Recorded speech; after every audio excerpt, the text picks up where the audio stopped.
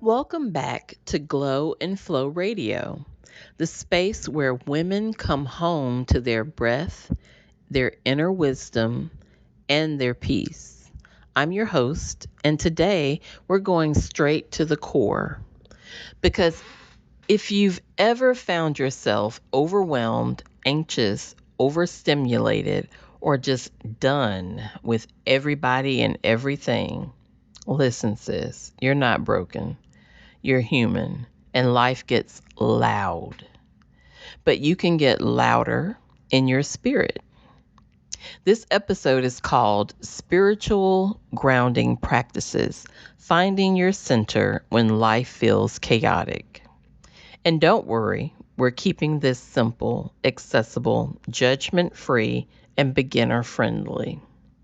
No crystals required, no yoga mat, even though yoga's great, no perfect meditation posture, just you and your willingness to try something new. Let's breathe in and let's begin. Now, before we jump into the tools, let's talk about why grounding even matters, especially if you're dealing with depression, anxiety, or emotional eating.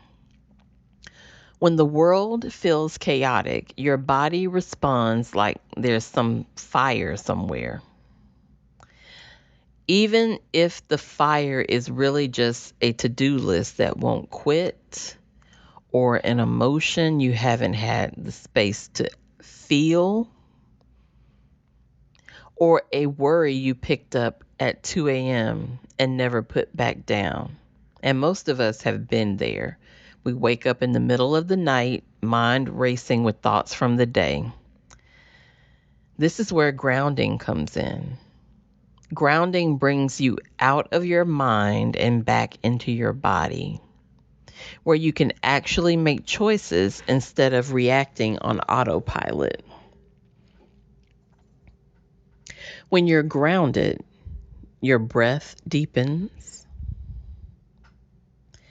your heart rate comes down, your thoughts are slow enough for you to hear your intuition, and that's important.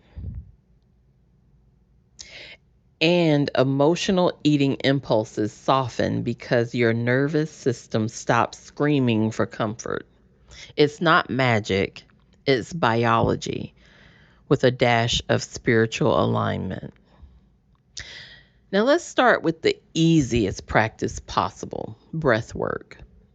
Now, don't let that word intimidate you. Breath work just means breathing on purpose or with purpose. Here's a grounding breath you can do anywhere. Yes, even in the bathroom at work when your boss is doing the absolute most. It's the 4-4-6 breath. You'll inhale for 4 seconds, hold for 4 seconds, and then exhale slowly for 6 seconds. Now, many times in prior episodes, I've spoken about the 4-2-6 method or even the 4-4-4 method. But this is the 4-4-6. And you may be asking yourself, why do we extend the exhale? Well, it's because it signals your nervous system that the threat, the quote unquote threat, has passed. Even if the only threat was someone leaving dishes in the sink again, or your colleague at work sending a nice, nasty email. So let's do one round together. We're going to do the 4-4-6 method together. So inhale for 4 seconds. Hold. And exhale for 6 seconds. Do you feel that? Peace just clocked in. Next is a grounding technique you can do in less than a minute. It's called Feet on the Floor, and it's exactly what it sounds like. And here's how it works. Put both feet flat on the ground, and I'm doing it with you as I'm going through this. And you'll press down gently until you feel the floor pushing back. And you'll say either out loud or in your mind, say this is where I am. This is what's real. I am safe in this moment. This practice helps with anxiety because your mind is spiraling into the future. Grounding brings you back to the only place you can actually regulate, and that is right now. So the purpose of this exercise is to get you to focus on the now and not worry about what you think will happen in the future or what you think is coming. You can only deal in the now. And many times, I have found that what I've been worried about doesn't even come into fruition. And I've worried myself into a frenzy for nothing. I've raised my cortisol levels and for nothing. So grounding is important, and it brings you back to the present. Now, let's talk about journaling, which is another practice that can ground you. If you're the kind of woman who thinks nonstop, hello, overthinkers, I see you. I'm in the club too. And that's one of the reasons why I work on these things, because I'm there with you. Journaling can be a spiritual rescue boat. You don't need a fancy ritual to do it. You don't need to spell your intentions in cursive with a rose gold pen. You just need honesty. Here's a simple journaling prompt to ground your spirit. The prompt is, what is weighing on me and what is mine to carry?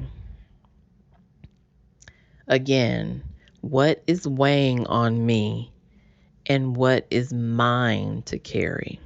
Because sis, some of what you're stressing about doesn't even belong to you. And journaling helps you separate your spirit from other people's expectations, projections, and chaos.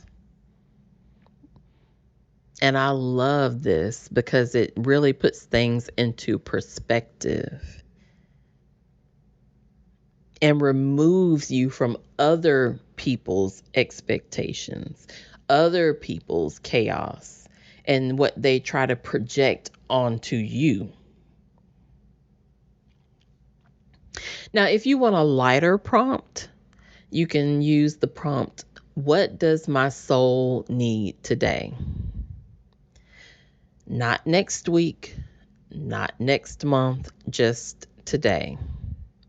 Often the answer is small. Maybe you need a nap or water, 10 minutes of silence, just having a moment of peace so you can calm yourself and get clarity of thought. It could be not picking up the phone when you don't have the energy, and that's okay. I've actually been practicing that today. I have had a day where I put my phone down and I have not looked at my phone since this morning. And it's 6 o'clock in the evening. And I did that with intention. Now, you can tell people that you're taking a day off from your phone if you have the type of people who will worry like that, or not. This is about you, your grounding, your centering, bringing you back to a place of peace. That spiritual wisdom speaking through you. Now, another practice is the reset ritual, and this is for heavy days. Sometimes your spirit needs more than a breath or a journal page. Sometimes you need a ritual. Not in the religious sense, but in the reset my whole vibe because today has me messed up sense. Here's one simple 3-step reset ritual. You'll start by washing your hands with intention. Imagine the water carrying away or washing away what's not yours. The second step is to place your hand on your heart and say, I return to myself. The third step is taking one grounding breath. Inhale strength and exhale what doesn't serve you. This entire exercise takes 20 seconds, but the energy shift is ridiculous in the best way. I mean that in the best way. So again, the 3 steps, you'll wash your hands and you'll do so with intention.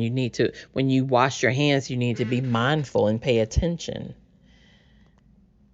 And imagine that water carrying away what's not yours to carry. Wash away that stress, release it through that hand washing ritual. And then once you're done, you'll place your hand gently on your heart and repeat to yourself, I return to myself. And then you'll do your grounding breath as your third step. Inhale again your strength or calm or peace, but you're going to inhale that and then you're going to exhale what doesn't serve you. You're going to release that negativity. Now, the next practice involves a 30-second body check-in. Now, depression and anxiety disconnects you from your body. This quick practice reconnects you. You should ask yourself, where does my body feel tight? Is it in your neck, in your shoulders, in your back? And I'm saying that because often those are areas where I feel it. Where do I feel heavy? And I'm not talking about weight heavy. I'm talking about things that are weighing heavily on you, on your spirit, in your mind. And then ask yourself, where do I feel open or free? Your body is your spirit's first language. Checking in creates alignment. So you need to know your body and listen to your body and what it's trying to tell you. An aligned woman makes aligned decisions. That's around food, relationships, money, and boundaries. And we won't even get into boundaries right now. That's a conversation for another day. But let me keep it real. Some days grounding feels impossible. Your thoughts may race. Your emotions may be super loud. Your body may feel tired, numb, or disconnected. That doesn't mean you're doing it wrong. It means you're overwhelmed. And grounding is exactly what your spirit needs. You're human. So do not be too hard on yourself. Do not bring that negativity into your mind, into your spirit, into your heart. We're releasing negativity. And it will come. We will have hard days. That's life. We will have emotions. That's the human side of us. But we need to learn how to ground ourselves and bring ourselves back to our calm, centered, peaceful place. And you can start small, start messy, start with 10 seconds of breath. Whatever you can do, whatever feels most calming to you, whatever grounds you. I mentioned all these practices that you can do, but you need to find the practice that aligns best with you. It's about progress over perfection every time. Again, progress is more important than perfection, not just in the beginning, all the time and every time. Grounding isn't about escaping your life. Life is going to happen.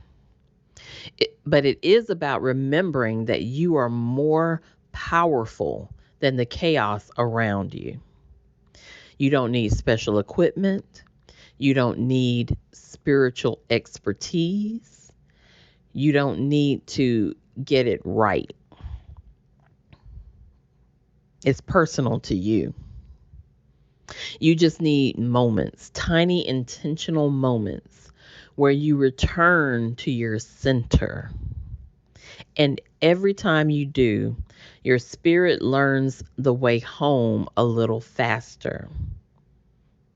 So, in time, with practice, this will become second nature. It will not be something you do, it'll be who you are.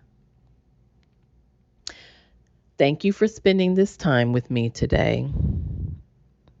If this episode supported you, I'd love for you to share it with someone who needs grounding too. Until next time, may you glow gently and flow bravely.